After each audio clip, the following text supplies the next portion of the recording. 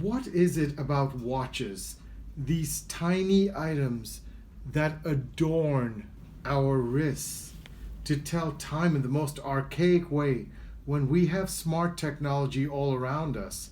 And we can probably ask Siri, Alexa, or whatever smart digital assistant what the time is. Well, here's my story and my aesthetic. My father was a self-made man who, despite never showing it overtly, had a discrete sense of luxury and a sense of technology. He is my guiding light. This is the story of his watch and mine. He had a series of Seikos and other brands, but I have seen his pictures all dressed up with the faintest hint of an Omega DeVille watch on an alligator strap. Growing up, I never appreciated this. A watch was a watch to me until I got my first swatch that I liked, that I promptly lost. He gifted me with a watch early on in my life that I never understood, and I abused it, to put it mildly. It is the Tudor Oyster Prince Day-Date. Watches just were not what I was about. Sure, I wore one, but it was some cheap quartz watch that I bought. My dad retired, and I moved up in my career. I started to notice people who had a Rolex watch, since that's the only luxury brand, right? I say that in jest.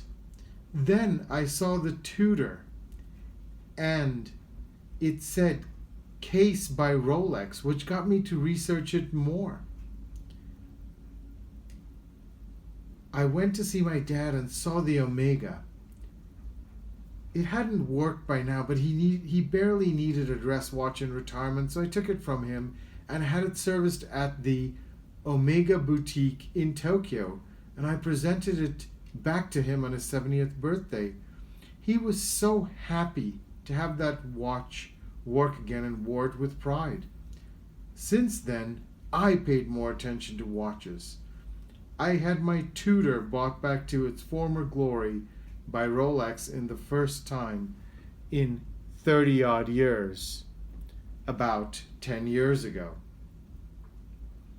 I bought brands like Breitling, Grand Seiko, the Pelagos from Tudor, and even a Royal Oak from Audemars Piguet.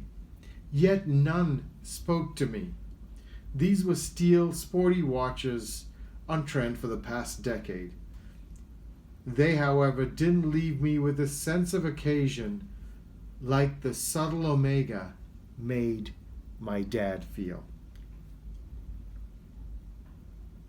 My dad has since passed on, and I took over custodianship of his Omega. So I fast forward to the birth of my daughter and my marriage, and I chanced on a watch at the authorized dealer of Patek Philippe, the Patek Philippe Calatrava 5196, a simple gold watch on an alligator strap. Not too flashy, but one that will stand the test of time. So back to my original question. What is it about watches?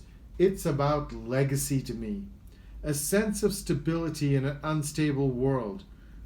While I can't hold my dad anymore, physically at least, I can hold his watch. Watch collectors like me consider watches to be heirlooms, and that brings me to the hype collectors of today, of which I have been guilty of, buying watches that didn't fit my style, but I fell into the wormhole of the quote-unquote flex, which is buying watches that didn't fit my style versus what I truly like. I lost my passion for watches in the recent boom market, where I was more focused on the values and treated them as tradable assets, when it's truly a part of my family's history and legacy. Once I sold the pieces that didn't mean as much to me, and I settled on my watch, the Calatrava. And my father's watches. I'm back to loving watches again. Yes, I sold my AP for a profit and made money on the portfolio watches.